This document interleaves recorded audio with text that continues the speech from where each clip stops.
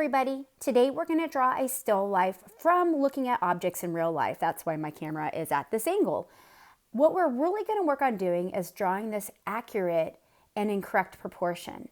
And the way we're going to do that is we're going to draw our objects in hierarchy, showing hierarchy, and also drawing each object, drawing by building proportion between each object. So what I mean by hierarchy is that objects that are closest to us should be lower on the paper, and objects that are further from us should be higher on the paper. So I'm going to always recommend that as you start drawing, you're going to draw the most obvious object, biggest object, or the object that has the most emphasis first. For me, and at the angle I'm at right now, is going to be the apple. So I'm drawing the apple first. As you can see, I'm only drawing a line outline because we want to get the proportions built first before we go in and we do any shading. So I'm going to start by drawing this apple, just the outline to try to get the correct proportions of that contour of the apple.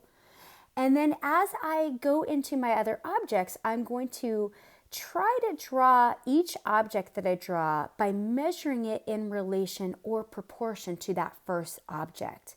So after I get my apple drawn and I move into drawing the little vase with the lemon in it, I'm going to look at where that vase is in relation to the apple. Is it angled off to the side? Is it higher up on my paper showing the hierarchy? Where is it in relation to the apple? Now, I will let you know that I am at a slightly different angle than what you're looking at, so I might be a little off from what you're looking at, but I'm going to try to draw that just by looking at it, how it relates to my apple and where it should be on the paper. So we build by proportion, where it's relevant to the objects around it, and we use it to kind of measure and to relate to the first object. So I'm going to show you guys this in speed here, but that is what we're doing, is looking at how everything relates to one another using hierarchy and using proportion, measuring things related to the first object that I've drawn.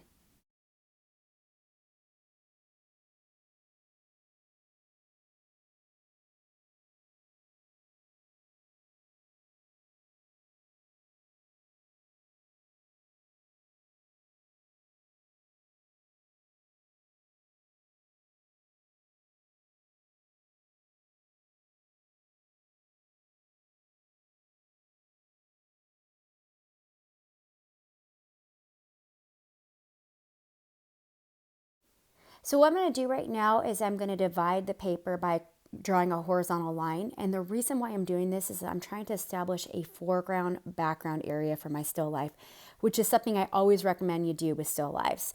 For your foreground, we're going to establish the surface that your objects are sitting on. So we're going to go in and shade in some cast shadows and render the surface qualities. If it's cloth, render the cloth. If it's a tabletop, render a tabletop.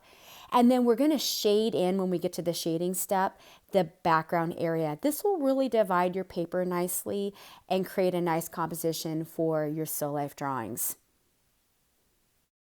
The final thing I'm going to do here for my line composition for the still life is to fix and erase areas that I think look a little off. So I'm just looking over everything, making sure I got everything accurate, fixing any shapes or line work that will help build a nice composition. And once I do that, I will be ready to start shading the still life drawing.